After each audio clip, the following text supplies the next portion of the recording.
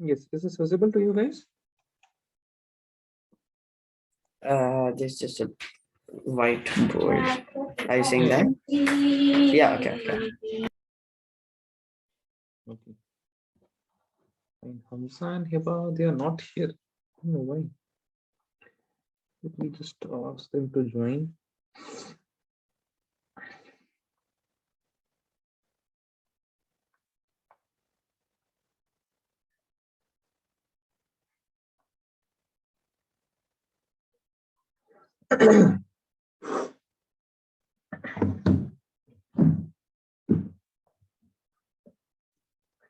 Okay.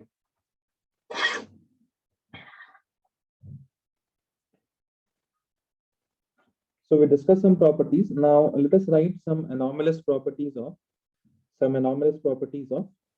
boron. Okay. Write the topic.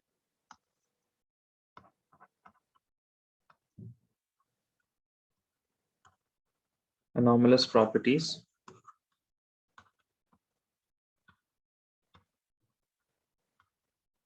of boron. First of all, the anomalous properties of boron. The reason, whenever you will find a reason, so first reason will be for boron that it does not have D subshell. It is on the second period element, and that is why it does not have D subshell. And since it does not have D subshell, what will happen?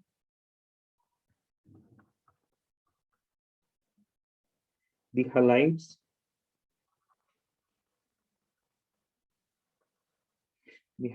of boron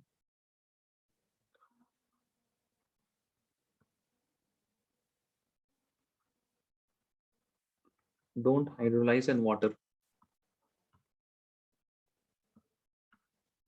They will not hydrolyze in water. Okay. So if we have if we have some other groups, such as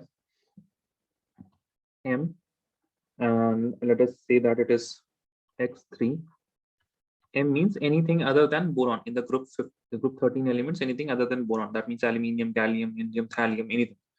And if I add water to it, so it can make either MOH whole 4 with a negative charge, which is tetrahedral in structure, or if I add excess of water, then it will make MH2O whole 6, which is octahedral in structure, MH2O whole 6, 3 positive. Okay, but boron, it does not hydrolyze. It will not, the halides of boron, they will not form any compounds on hydrolysis. Okay, next is the trihalides of boron. Trihalides of boron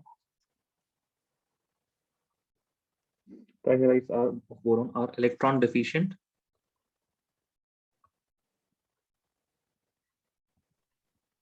Did you write in bracket after H2O? Excess. The second one. MH2O 8? Excess. No, sir, in the product side. Product side. H2O whole 6. Okay. MH2O whole 6 are electron deficient and are strong Lewis acids. Okay, Lewis acids are some which can accept a pair of electrons. So if you have something as BF3, so BF3 is trigonal planar, and if you look at the structure, it will have a vacant p orbital.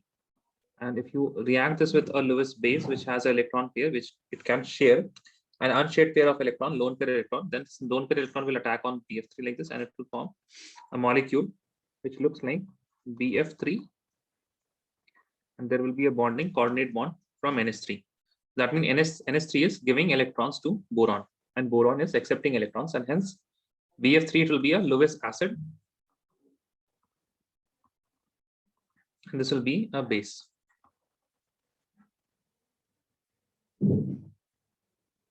Okay. Now, next point is that due to absence of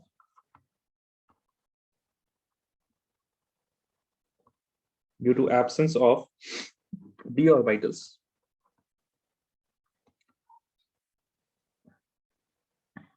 Boron can make a maximum of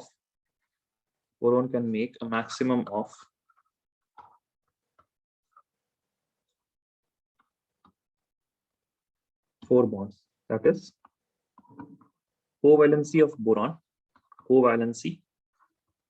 boron is 4. The maximum covalency is what? It is 4. But if I look at subsequent elements in group 13,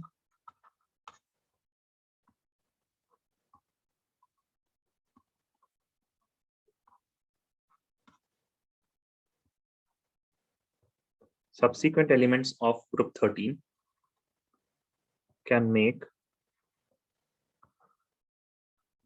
more than 4 bonds due to presence of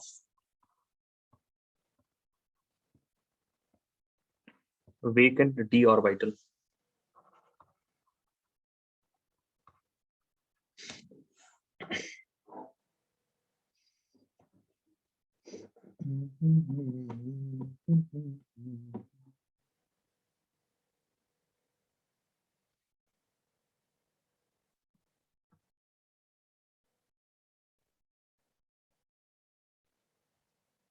Then all of you?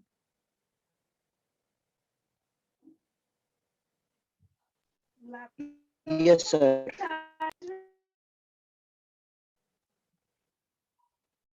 Okay. So now we will write some reactions, okay? Some reactions. The reactivity towards air. I think that is there in your syllabus. Let me just reconfirm this thing. Yes. You have chemical reactivity and reactivity with yes, chemical reactivity. Write the next point. Chemical property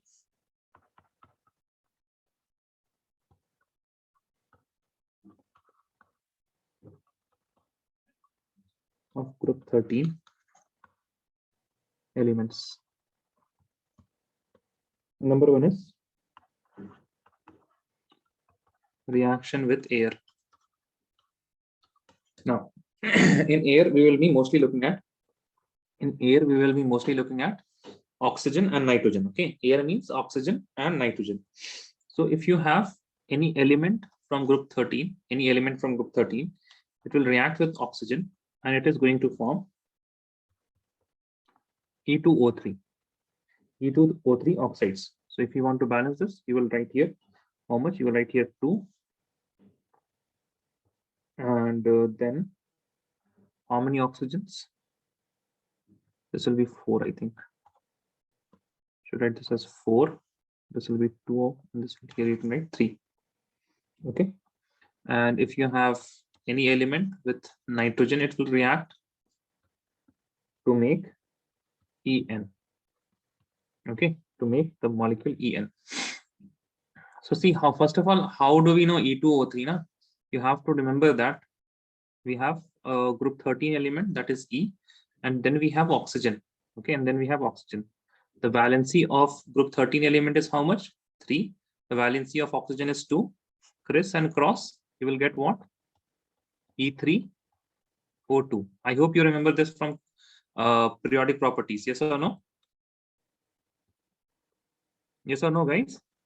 Yes, sir. Anna? Yes, sir. Similarly, here also element group 13 is 3, nitrogen is also 3, and that is why they will cancel each other. E3, N3. That means what you are saying is En. Okay. So if you react any group 13 element with oxygen, it will form oxide of this formula E2O3. If you react with air, with nitrogen, it will form nitride with the formula En. There will be some heat that will be required in these reactions. Okay.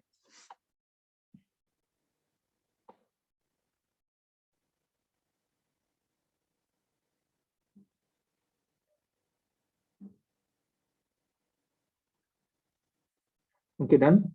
Let me know if you have written this.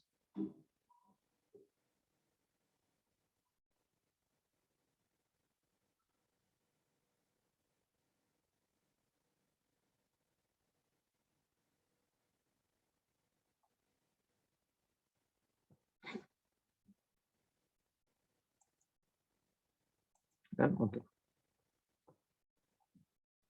Write some remark.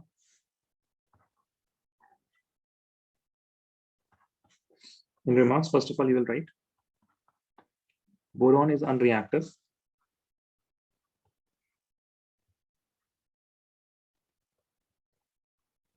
in crystalline form. It is unreactive in crystalline form. Okay, that means that is why we have to heat a bit. That is why we have to heat a bit. Next is aluminium.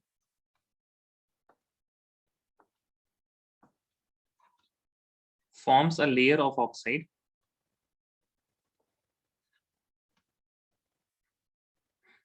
which prevents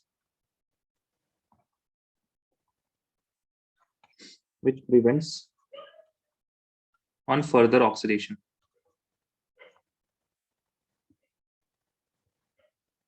Okay, it prevents on further oxidation. Next is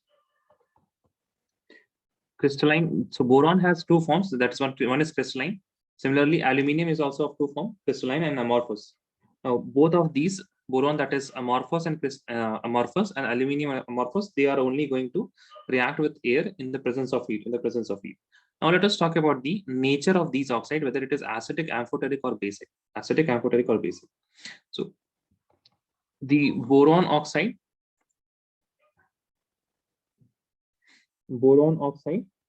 it is acidic.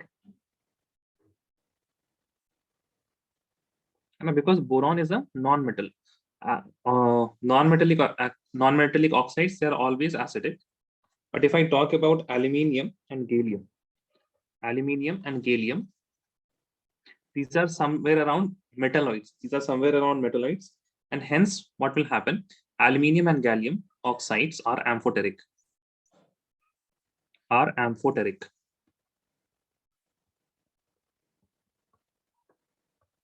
Oxides of subsequent elements. That means after gallium, what do we have? Indium and thallium, oxides of subsequent elements.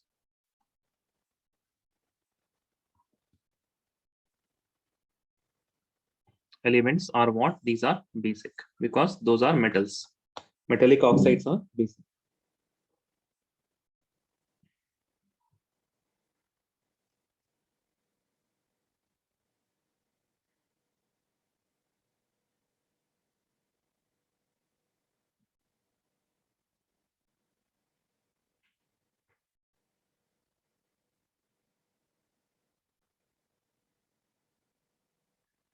Then all of you.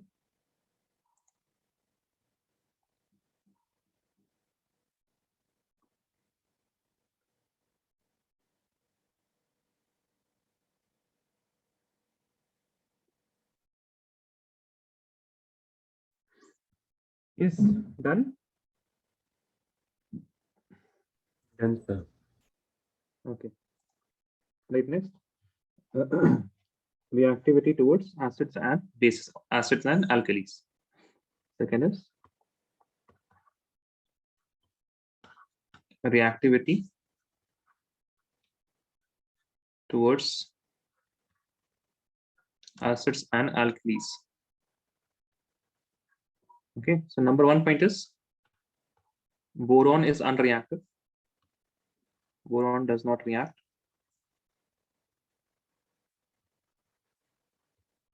with acids or bases. Second point is aluminium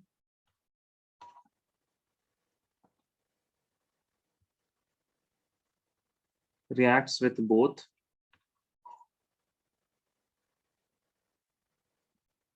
acids and bases. Okay, this shows its amphoteric nature.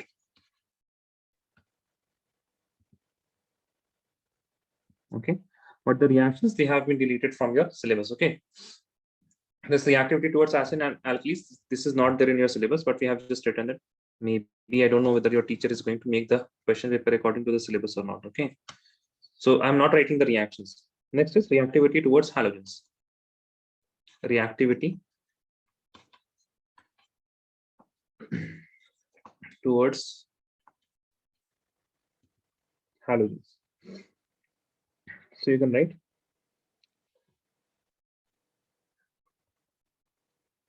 all group 13 elements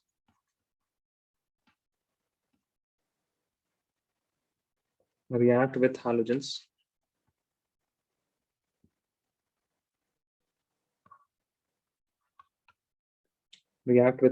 to form trihalides. So the reaction will be take any element plus a halogen. It is going to form EX3.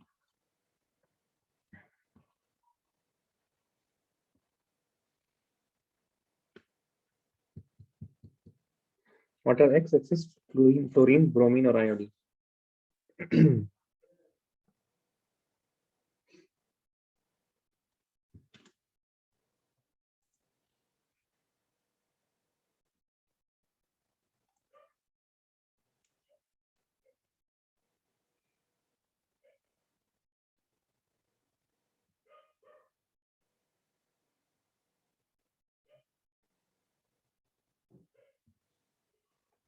Done. Can I move?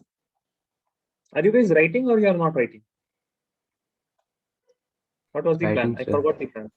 Writing. Okay, fine. Thank you. Write them.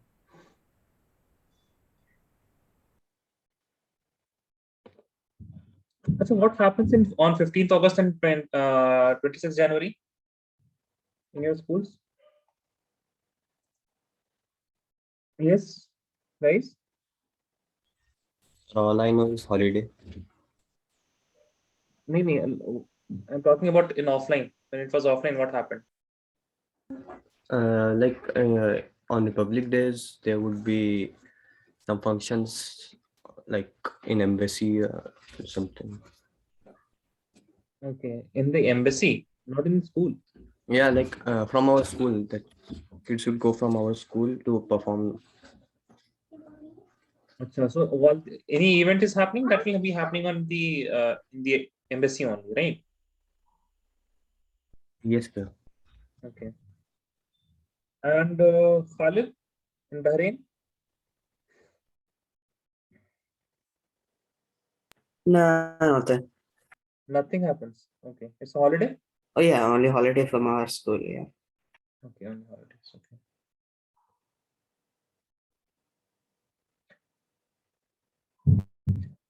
By the way, Fahim, you are still in Bangladesh or you went back? You came back, huh? Yes, sir. Still in Bangladesh. Next week, I'm going Kuwait. Next week, Sunday. Next week, Sunday or Monday? Monday. Monday.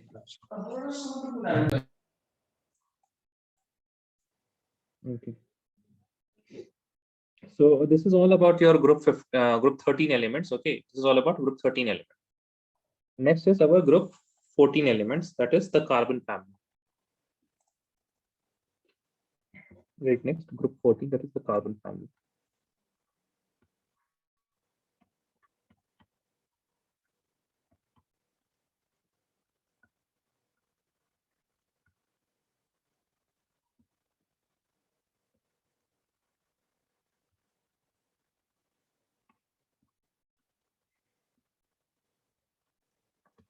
Fourteen elements, carbon family. So what are the elements in carbon family? We have carbon, and then silicon, silicon, germanium, germanium, lead, and tin. then we have lead, and then we have tin. What is the ये for नहीं gates now उल्टा हो गया यहाँ पे I think it should be tin and then lead. Tin would be for first year.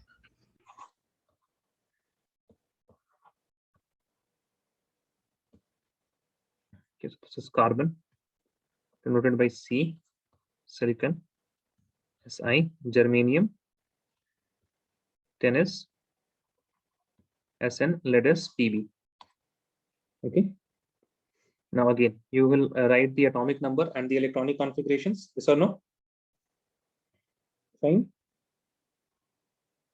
Yes, sir. Okay. Now, in this case, I can write the carbon is very prominent. There is a complete branch of chemistry devoted to carbon and its compound, that is known as organic chemistry. Chemistry of carbon and its compound is known as what? Organic chemistry. Then silicon is also one of the most abundant element in the Earth's crust, because you can what is silicon? Silicon is all the sand that you see now. That is all silicon. So there is a lot of sand, right? There is a lot of sand. That means you can say that silicon is also very important component. And you know that's silicon. It is used in the formation of ceramics. Also, if you see glass, then also silicon is used, and also in cements. Okay, also in cements. And then we have semiconductors which are made from silicon.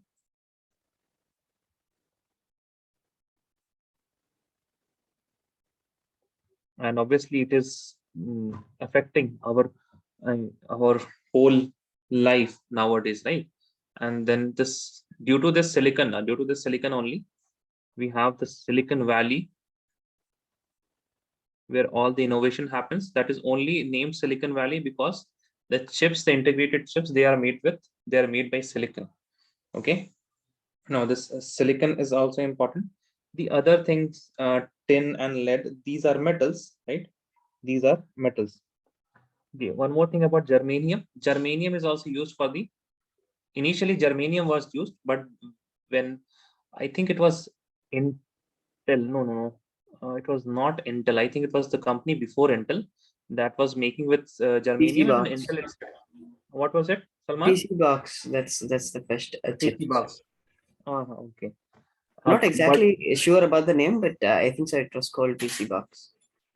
that name does ring a bell, but I don't retain it very nicely now. So this is also used for the formation of semiconductors and transistors. Okay. And what about tin? Tin and lead, these are metals, as we know, right? Tin and lead, these are metals. Okay.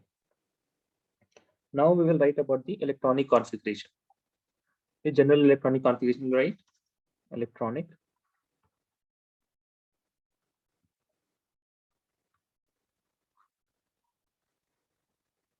configuration. So the electronic configuration, it tells us many things, right? NS2, NP2 will be the general outermost electronic configuration. And hence we can say that the valence electron is how much?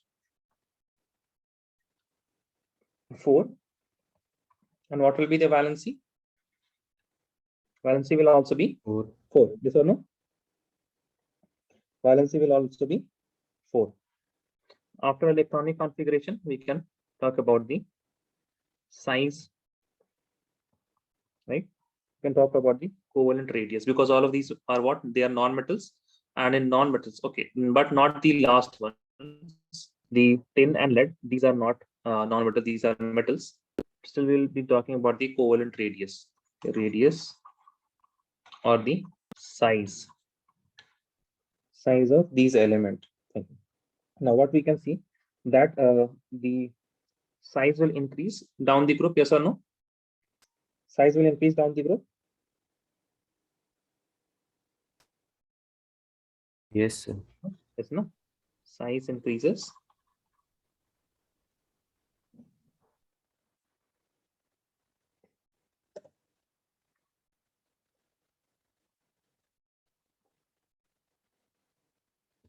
Size will increase down the group.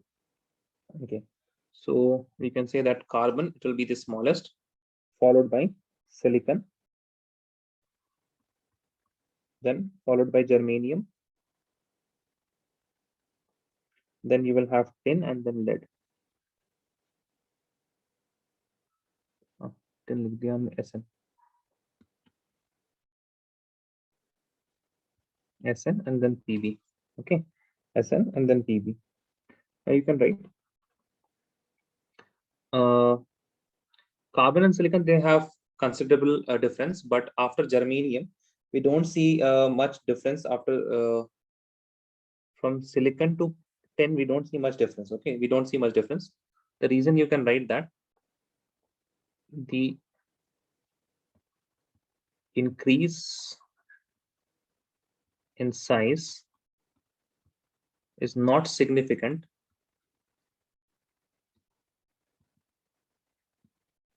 the increase in size is not significant after silicon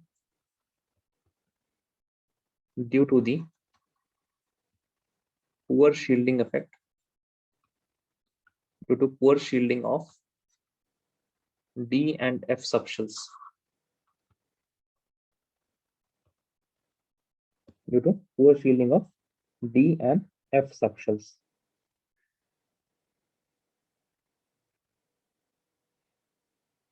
Write this down, then we will talk about the ionization enthalpy.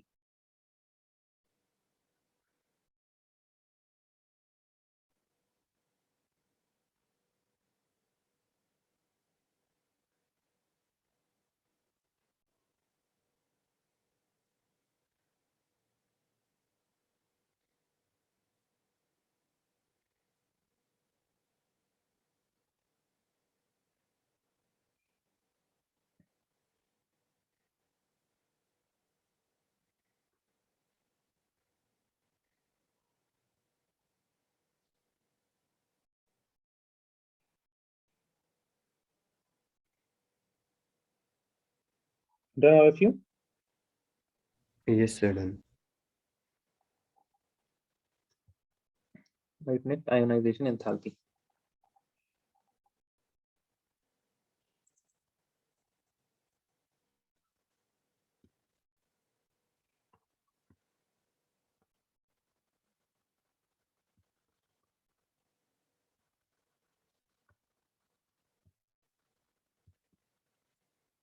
So ionization enthalpy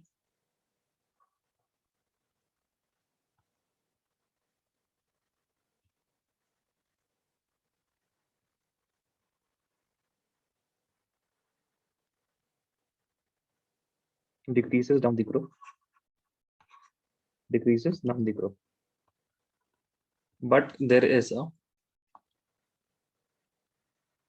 slight increase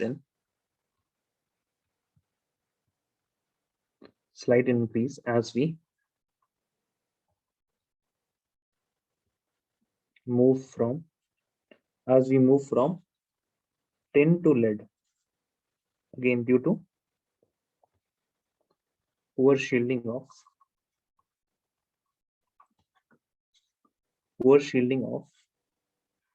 D and F subshells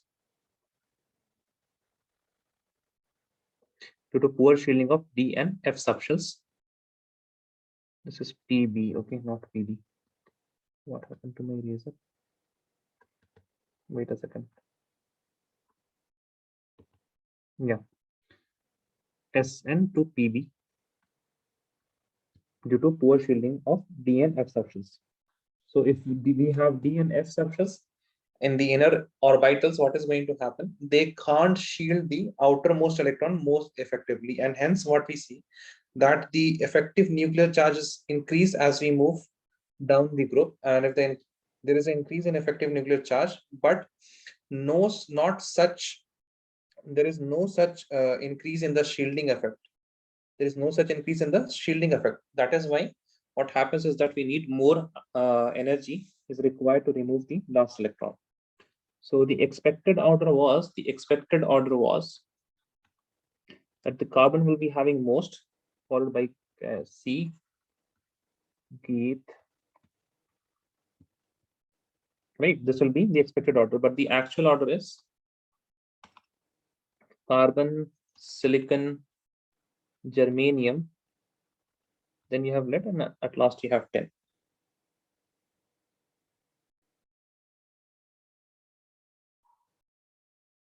Okay, and obviously one more thing you can write, that delta Hi of group 14, right, carbon family, right, is higher than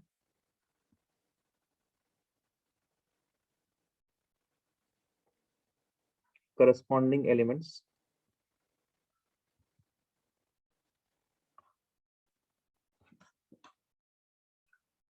group 13, due to increase in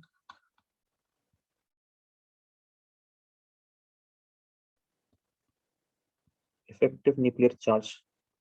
Nuclear Z effective, you can write Z effective.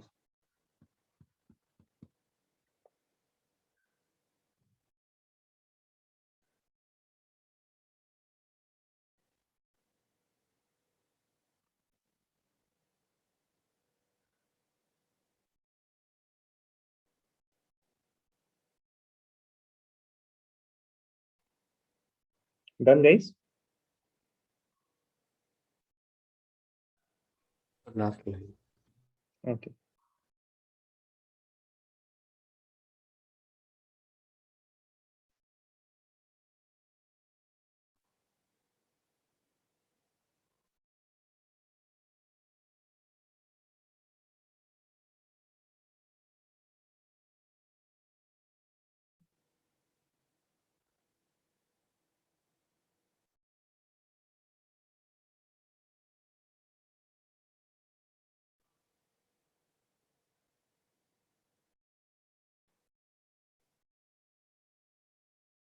Done, sir.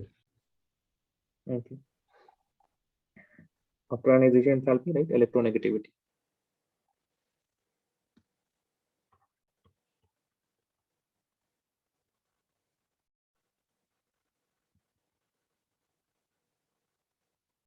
Electronegativity.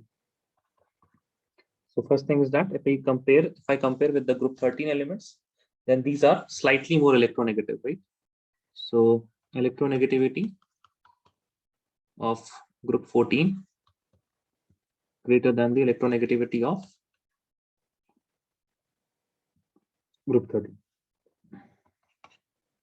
Okay. Carbon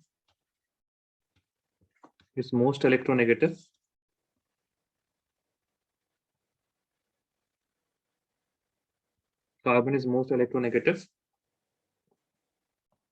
in the group. Next is the rest of elements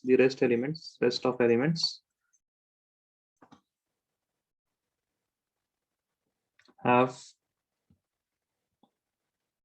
almost similar electronegativity.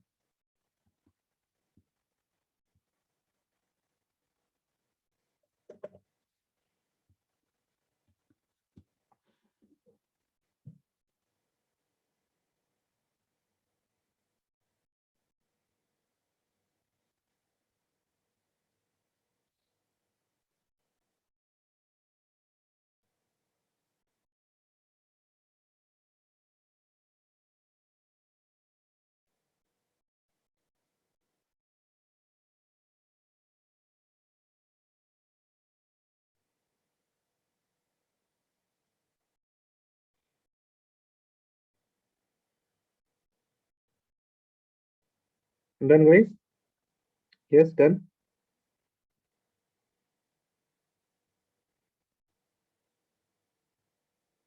Done, sir.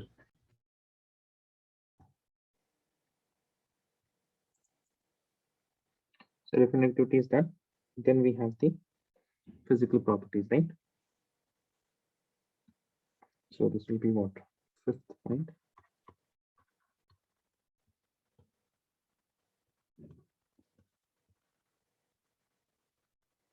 Physical properties. Okay. So Sir, all could the you show the previous one again? yeah, sure.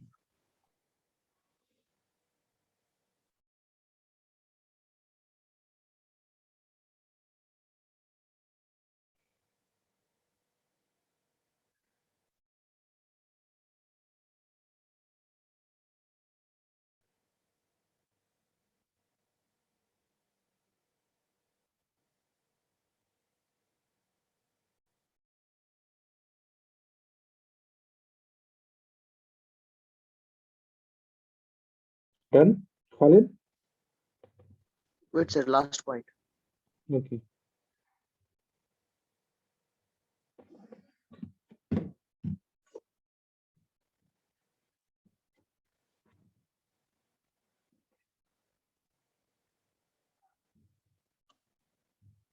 Okay, done, sir.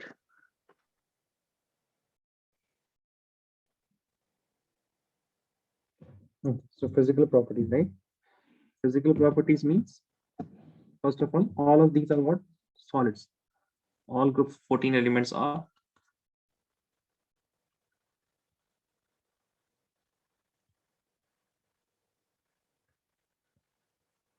solid, okay? Then you should remember only one thing, that germanium is metallite.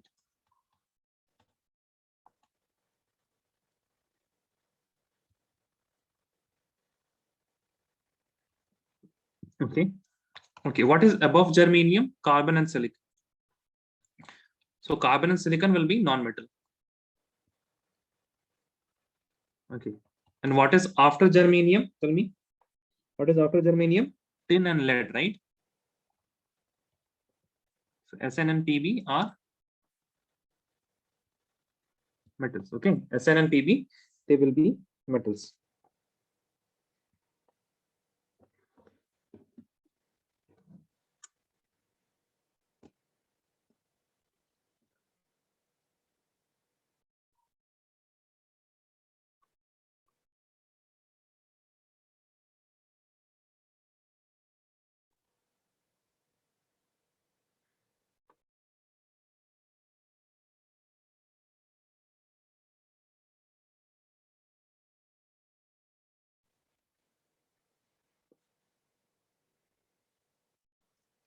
Done?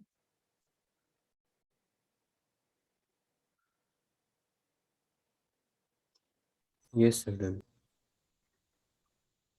Okay. Now let us write the chemical properties.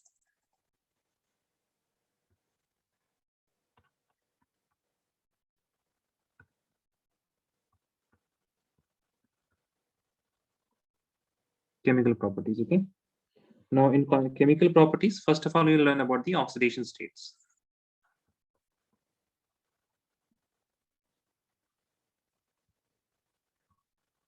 First of all, we'll learn about the oxidation states, okay? So how many electrons do we have in the outermost electron? The valence electron is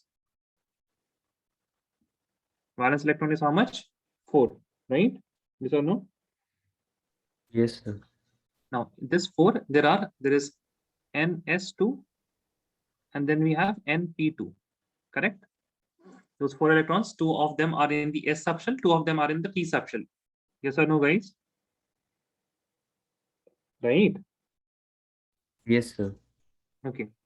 Now that is why we can say the common oxidation states will be either +4 or +2. Hai. You can either only remove these 2 electrons or all of these 4 electrons, +4 or +2. Now, since if I want to remove the +4, now if I want to remove 4 electrons to get the 4 positive so +4 oxidation state, that means if I am removing 4 electrons, the ionization enthalpy will be very high. The ionization enthalpy will be very high, and that is why you don't see any ionic molecules here. You will only see covalent molecules, because in ions, what you have to do, you have to remove the electrons. But in covalent compounds, you have to form bonds by sharing of electrons. Okay, so since sum of first 4 delta Hi ionization enthalpy is very high,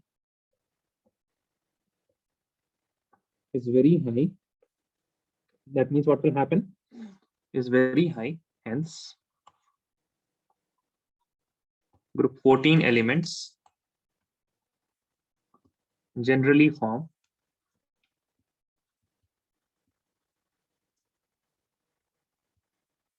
covalent compounds.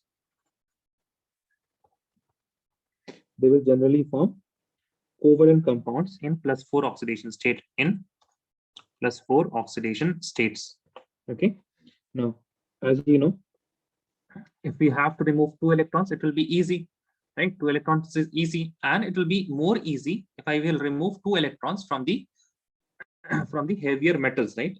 If I go down the group, then removing the electrons will be easy, right? So 2 electrons we can remove, and you can write here that the heavier members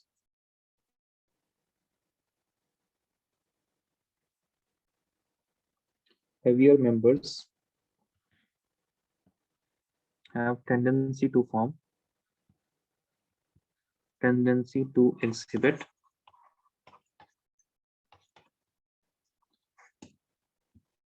+2 oxidation state. Okay, +2 oxidation state, and the tendency increases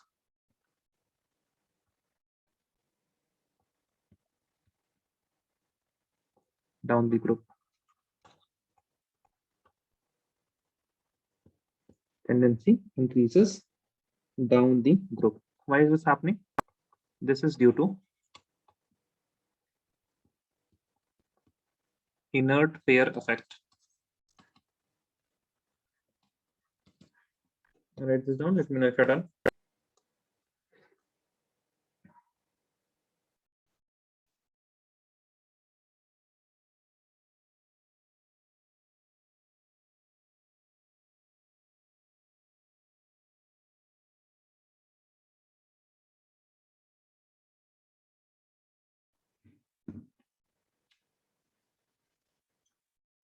Done. Done? Okay. So you can write here stability of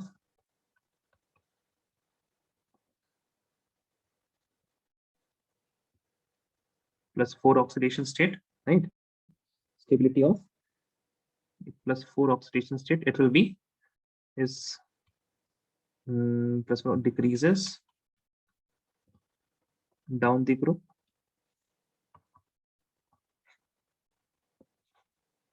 and stability of +2 oxidation state increases down the group.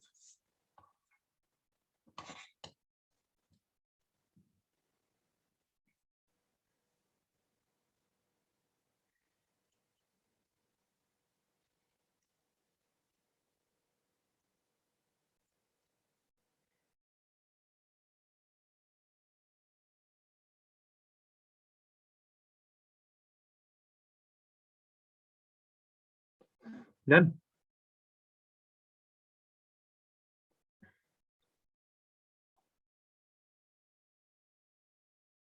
Done, guys?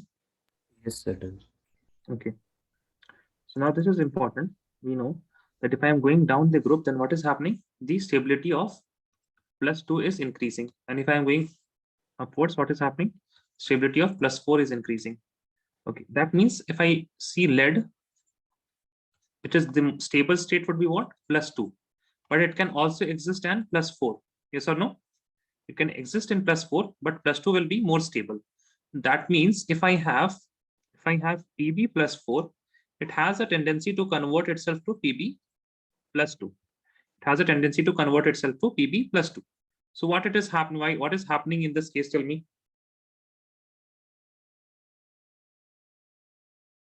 In this case, what is happening? It is eating up electron. Yes or no? Pb is getting what? It is getting reduced, right? Yes or no? Pb, this is unstable. Yes, sir. Yes. And this is stable, right? That is why if you have Pb +4, then it will want to convert itself to Pb +2. That means it is getting reduced. And if it is getting reduced, that means Pb in +4 oxidation state +4 oxidation state is a oxidizing agent, right? Because it is itself is getting reduced. That is why it will be a oxidizing agent.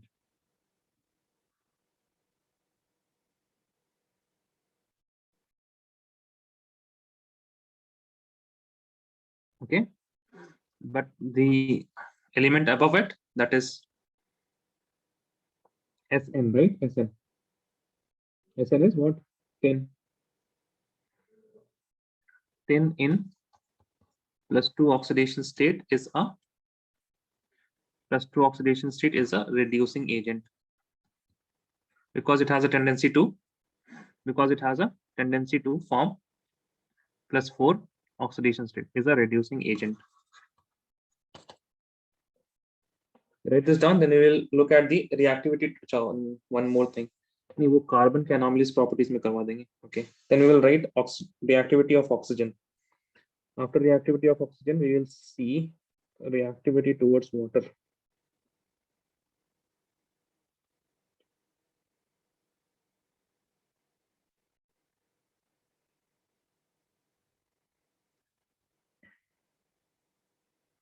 Done, guys? Yes, sir. Okay. So reactivity towards oxygen.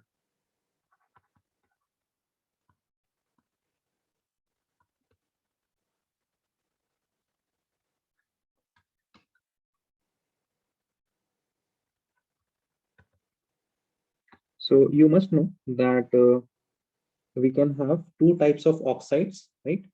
Monooxides and dioxides. Group 14 elements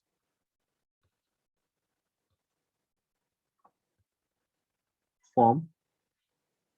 Group 14 elements, they will form dioxides as well as monooxides. They will also form monooxides. So what are the dioxide? You will have CO2, SiO2, GeO2, and then SnO2 and PbO2. Okay. Now in monooxide, you will just write one thing. You will write one thing that first of all, let us write the acidic and basic characters. No? Acidic and basic characters. So CO2 and SiO2, these are what? Non-metals. So non-metal oxide, these are acidic in nature. Sorry. Non-metallic oxides are acidic in nature. Right? Now, what about germanium? What about germanium and these things? Germanium we have, and then we have SnO2, and then we have PbO2. Right? These are, so we have germanium oxide. This will be amphoteric, SnO2 and PbO2. These are also what? These are also amphoteric in nature. Amphoteric. Germanium O2, it has a bit more acidic character, but sometimes it can be also amphoteric in nature. Okay, you can keep that in middle. Then you have carbon monoxide. Then now silicon monoxide, that is not very stable in lower temperatures. It is only stable at high temperatures. So we'll not write about that. Write about germanium oxide and SNO and lead oxide. So this is neutral. Germanium oxide is acidic. Monooxide, okay? And these both are again amphoteric. These both are amphoteric.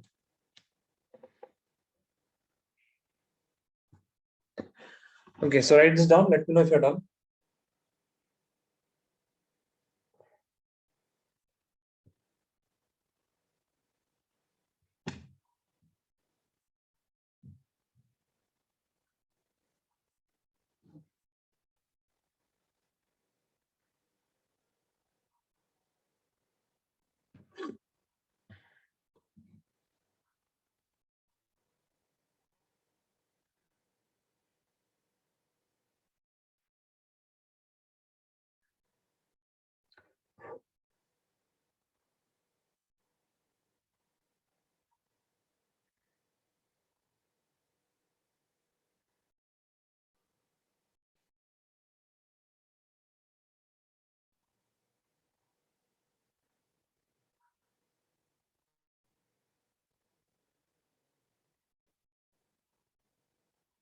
Done, guys.